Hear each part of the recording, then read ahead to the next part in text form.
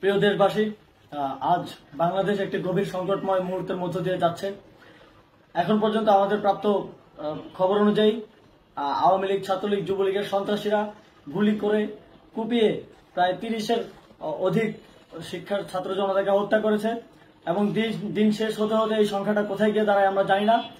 এরই প্রেক্ষিতে আমরা একটি সিদ্ধান্ত নিয়েছি। আমাদের একটি জরুরি সিদ্ধান্ত মোতাবেক আমাদের যে 6 তারিখের যে লং মার্চ টু ঢাকা কর্মসূচি ছিল সেটাকে আমরা একদিন এগিয়ে নিয়ে এসেছি।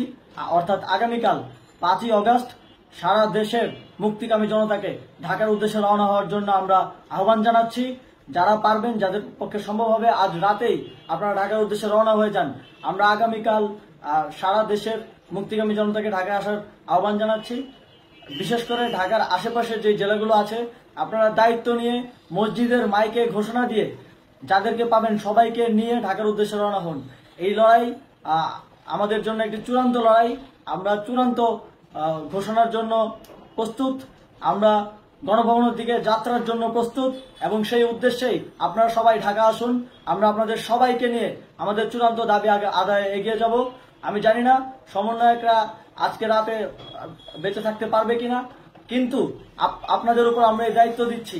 আপনারা সবাই নিজ দায়িত্বে ঢাকায় আসবেন আগামীকাল এবং পরশু পরিস্থিতি বিবেচনা করে পরশু গণভবনের দিকে 4 দিক থেকে আমরা রওনা হব। আমরা খুব আতঙ্কের সাথে লক্ষ্য করছি যে ছাত্রলীগ, যুবলীগ এবং আওয়ামী লীগের গুন্ডারা পুলিশের অস্ত্র দিয়ে পর্যন্ত সাধারণ জনগণের উপর হামলা করছে। কিন্তু একটি সুখের খবর হচ্ছে, সারা দেশের বিভিন্ন স্থানে সেনাবাহিনী ছাত্র জনতার পক্ষে দাঁড়িয়েছে।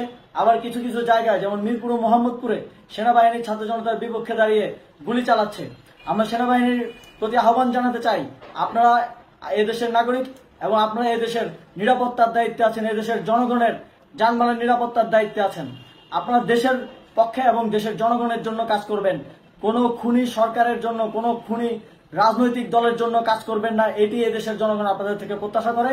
আমাদের এই আন্দোলনে সম্পূর্ণ সমর্থন দিয়ে হয় নিরপেক্ষ থাকুন, অথবা এই খুনি বাহিনীকে, সরকারের খুনি বাহিনীকে প্রতিহত করুন, তাদেরকে যথাযথ শাস্তির আওতায় নিয়ে আসুন। যে কারফিউ সরকারের পক্ষ থেকে ঘোষণা করা হয়েছে, আমরা স্পষ্টভাবে বলতে চাই, সেনাবাহিনী এই ধরনের কোনো কারফিউ বাস্তবায়নের জন্য মাঠে না নামে। যদি মাঠে নামে তাহলে সেনাবাহিনী স্পষ্টভাবে অফিসিয়ালি জনতার বিরুদ্ধে দাঁড়াবে। আমরা চাই না সরকারের এই ষড়যন্ত্রে সেনাবাহিনী পা দিক। সেনাবাহিনীকে জনতার বিরুদ্ধে দাঁড়ানোর যে ষড়যন্ত্র সরকার রচনা করছে সেটিতে সেনাবাহিনী পা দিবে না, এই বিশ্বাস আমরা রাখতে চাই। আওয়ামী লীগ আজ সারা দেশে তাদের খুনি বাহিনীকে নামিয়ে দিয়েও ছাত্র জনতার প্রতিরোধের মুখে টিকতে পারেনি। রাজপথের পরাজিত শক্তি হিসেবে তারা সেনাবাহিনী সহ অন্যান্য বাহিনীকে আমাদের বিরুদ্ধে কাজে লাগানোর চেষ্টা করছে।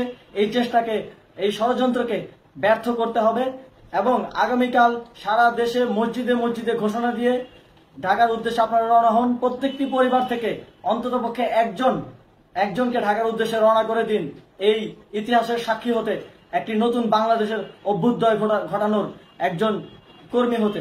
ধন্যবাদ সকলকে।